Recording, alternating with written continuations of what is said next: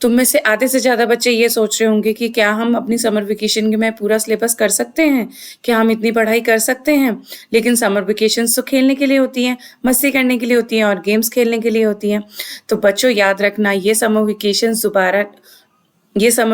दोबारा भी आ सकती हैं, लेकिन क्लास 10th का ये जो 1 साल है ये दोबारा नहीं आएगा।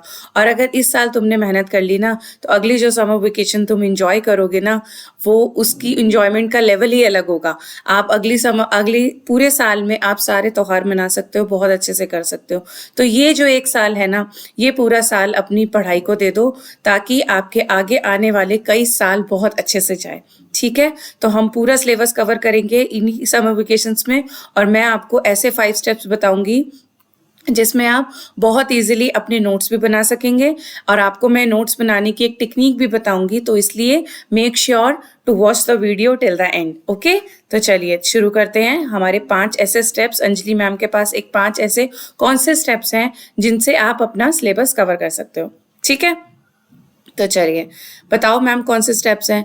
आपको 5 स्टेप फॉलो करने हैं। ठीक है, 5 स्टेप्स कैसे फॉलो अप होंगे? 5 स्टेप्स फॉलो होंगे डेली 2 घंटे पढ़ाई करके। कम से कम 2 घंटे बोल रही हूँ मैं, कम से कम आप 2 से उसको 3 भी कर सकते हैं, 3 से उसको 4 भी कर सकते हैं। देखो, मैं आपको एक स्टोरी बताती हूँ। आप कोई भी चीज़ को सीखना चाहते हैं, जैसे आप सपोज एक स्विमिंग करना चाहते हैं, आपको स्विमिंग सीखनी है, तो स्विमिंग को आपको सीखने के लिए आप अगर किसी टीचर के पास जाओगे तो टीचर क्या बोलेगा कि आपको कम से कम 6 महीने लगेंगे उस स्विमिंग को सीखने के लिए। उस 6 महीने में भी डेली 1 घंटा आपको उस स्विमिंग की प्रैक्टिस करनी पड़ेगी, तभी तो स्विमिंग आएगी। इसीलिए अगर आप अपने स्कोर में भी अच्छा करना चाहते हैं, आपको अपने एग्जाम्स में भी अच्छा परफॉर्म करना है, आपको क्लास में भी टॉप आना है, तो डेली 2 से 3 घंटे पढ़ना ही पड़ेगा। और ये 2 से 3 घंटे आपकी कोचिंग टाइम को हटा के हैं। ठीक है, कोचिंग टाइम को हटा के आपको ये 2 से 3 घंटे पढ़ना है। ठीक है, तो चलिए हम एक कमिटमेंट लेते हैं अंजलि मैम से।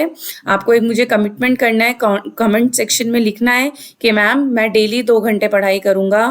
उस 2 घंटे में मैं अपनी एक सेल्फ इवैल्यूएशन करूंगा, सेल्फ स्टडी करूंगा कि मेरे को कितना आता है, कितना नहीं आता है, मुझे क्या पढ़ना है, और एक टाइम टेबल मेंटेन करूंगा। ठीक है, चलिए अब चलते हैं हम अपने एक फर्स्ट स्टेप पे। फर्स्ट स्टेप हमारा क्या होना चाहिए, क्या प्रोसेस आपको फॉलो अप करना है, उस पर बात करते हैं। ठीक है, मैं जब अपनी क्लास 10th में थी तो मेरे पापा मेरे को हमेशा ये बोलते थे कि सबसे पहले आप कितने भी कॉम्पिटिटिव एग्जाम्स देख लीजिए, कितने भी अच्छे लेवल के इंटरव्यूज को देख लीजिए, जितने भी एस्पिरेंट्स हुए हैं उनको आप देखना, पढ़ना, सुनना।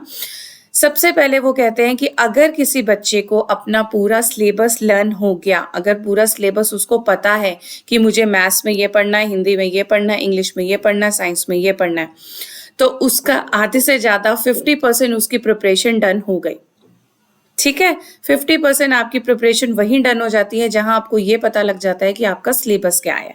ओके, तो सिलेबस को अच्छे से पढ़ो।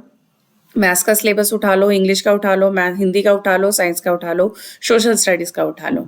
आपने सिलेबस को अच्छे से समझ लिया, समझ आ गया कि कौन सा सिलेबस, कौन से सब्जेक्ट में क्या पढ़ना है आपको। ठीक है, 5 पेपर्स बनाओ, 5 सब्जेक्ट है, 5 पेपर्स बना लिए, और हमारे हर चैप्टर के आगे आगे हमने लिख लिया कि ये चैप्टर इतने मार्क्स का है, ये चैप्टर इतने मार्क्स का है।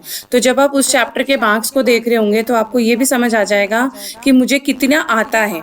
मतलब मैथ्स के आपके कई ऐसे टॉपिक्स होंगे क्लास 9 से रिलेटेड जो आपको ऑलरेडी आते होंगे और जिसमें आप बहुत अच्छा स्कोर कर सकते हैं। अगर वो 2 मार्क्स का क्वेश्चन या 5 मार्क्स का क्वेश्चन या 6 मार्क्स का क्वेश्चन उसमें से आता है तो आप उसको इजीली स्कोर कर पाएंगे। हम जो भी आपके इजी चैप्टर्स हैं, जो भी आपको आता है इंग्लिश में, मैथ्स में, सोशल स्टडीज में, 1 महीना अभी जितना भी पढ़ा है, जितने भी आपको ये लगता है कि यार ये चैप्टर्स तो मैं बहुत अच्छे से कवर कर पाऊंगा, बहुत अच्छे से इसको कर लूंगा और इसमें मार्क्स स्कोर कर लूंगा, तो उन चैप्टर्स के आगे आप एक स्टिकी नोट्स लगाइए। स्टिकी नोट्स आते हैं छोटे छोटे, को उठाओ और उस चैप्टर के स्टिकी नोट्स बना लो कि इस चैप्टर में क्या क्या है, क्या क्या हमें पॉइंट्स लिखने हैं, और क्या उस पर लिख लो कि क्या क्या उसमें टॉपिक्स आएंगे और वो कितने मार्क्स का चैप्टर है। ठीक है, एक माइंडसेट क्लियर हो जाएगा कि इसमें ये टॉपिक आना है और ये इतने मार्क्स का इसमें क्वेश्चन आना ही आना है।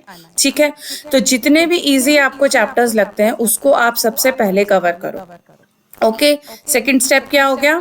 सेकंड स्टेप हमने क्या कर लिया? स्टिकी नोट्स लगा लिया, हर सब्जेक्ट का ले लिया मैम, हर सब्जेक्ट में हर चैप्टर में हमने एक स्टिकी नोट्स लगा लिया और उसके ऊपर लिख लिया कि इस चैप्टर में ये टॉपिक आना है, इस चैप्टर में ये टॉपिक है और ये इतने मार्क्स का चैप्टर है। ठीक है, ये माइंडसेट क्लियर हो गया। सबसे पहले सिलेबस कवर हो गया, स्टिकी नोट्स पता लग गए। इससे क्या होगा कि अगर आपका सिलेबस पूरा 30 डेज में जितना आपने समर वेकेशन में, आप पूरे प्रिपेयर्ड हो जाओगे कि आगे अगर आपका कोई टॉपिक अगर आपको नहीं भी आ रहा, बिल्कुल समझ नहीं आ रहा और आपको जाके मैम से ही पूछना है, कोचिंग में जाके पूछना है, उसको 2-3 बार रिवाइज करना है, तो वो आपका माइंडसेट आगे के 6 महीने के लिए प्रिपेयर्ड रहेगा कि भाई ये टॉपिक है, मुझे तो आते ही नहीं है, ये टॉपिक में तो मुझे 2 से 4 घंटे लगाने ही पड़ेंगे और पढ़ना ही पड़ेगा। ठीक है, ठीक है। थर्ड स्टेप हमने क्या किया? इजी चैप्टर को उठाया। नाउ अब हम आते हैं अपने थर्ड स्टेप पे। थर्ड स्टेप में क्या किया? इजी चैप्टर को उठाया और अच्छे से उनकी प्रैक्टिस करी। अगर वो मैथ्स का चैप्टर है तो मैथ्स में एनसीईआरटी के सारे क्वेश्चन, सारे एग्जाम्पल्स को अच्छे से पढ़ा, समझा और लिखा। ठीक है, डेली की 2 घंटे हमने पढ़ाई करनी है और उसमें यही करना है। एक दिन मैथ्स उठा लो, एक दिन इंग्लिश उठा लो, एक दिन सोशल स्टडीज उठा लो, एक दिन कोई और सब्जेक्ट पढ़ा लो, जो भी आपको अच्छा लगता हो। ठीक है, ज़्यादातर प्रैक्टिस मैथमेटिक्स में रिक्वायर्ड होती है या साइंस के फिजिक्स चैप्टर्स में रिक्वायर्ड होती है। ठीक है, जिसमें आपको क्वेश्चंस की प्रैक्टिस करनी पड़ती है। इजी चैप्टर्स उठा लिए और पढ़ लिया, ये हो गया हमारा थर्ड स्टेप। इजी चैप्टर करने के बाद हार्ड चैप्टर्स नहीं उठाने अभी, उससे पहले हमें प्रीवियस ईयर्स पेपर्स लेने हैं। या तो आप कोई बुक खरीद लो जिसमें आप उसमें प्रीवियस ईयर्स पेपर्स दे रखे हों, लास्ट 10 ईयर्स के।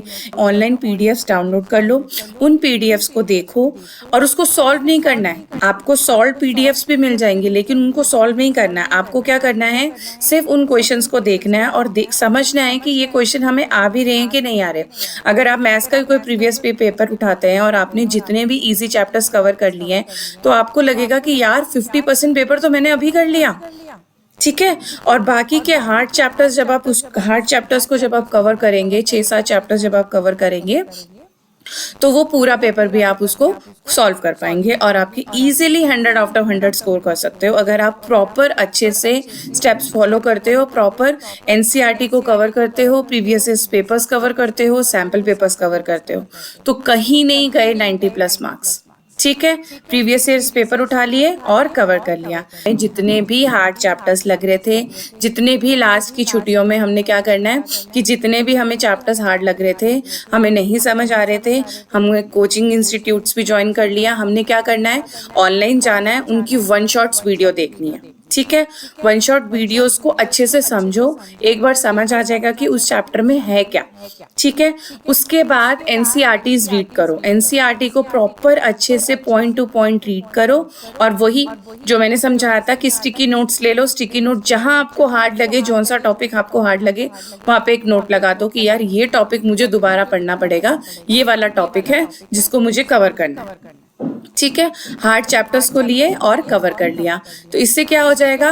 सिलेबस हमने पूरा कवर कर लिया, इजी चैप्टर्स देख लिए, प्रीवियस ईयर्स पेपर्स को समझ लिया, हार्ड चैप्टर्स देख लिए। ठीक है, तो अब क्या होगा? इन छुट्टियों में आपने अपने माइंडसेट को प्रॉपर प्रिपेयर कर लिया कि नेक्स्ट मुझे आगे के 4 मंथ्स में, 5 मंथ्स में क्या समझना है, क्या करना है और कैसे कवर करना, कैसे मार्क्स को और इंक्रीज करना है। ठीक है, प्रीवियस ईयर्स पेपर देख के समझ आ जाएगा कि पेपर कैसे आने वाला है और उसको कैसे कवर करना है। ओके, 5 स्टेप्स जिनको आपको कवर करना है, जिससे आपको पूरा चैप्टर, पूरे सब्जेक्ट समझ आ गए, सब कुछ समझ आ गया कि उसमें कैसे पढ़ना है, क्या पढ़ना है और कितना पढ़ना है। ठीक है, स्टिकी नोट्स भी बन गए और सब कुछ कवर हो गया। इसी के साथ खत्म करते हैं इस वीडियो को यहीं पे। हमने सेक्शन में जरूर लिख के जाना कि आप ये स्टेप फॉलो करने वाले हैं या नहीं है, और अगर आपने ये स्टेप फॉलो करे हैं तो आप उसके बाद लिख के जाइए कि यस मैम, हमने अपने पूरे समर वेकेशन में ये सिलेबस कंप्लीट कर लिया और हमें समझ आ गया कि हमें सारे सब्जेक्ट को कैसे कवर करना है और हमें क्या क्या पढ़ना है। ओके जी, bye bye, thanks for watching students.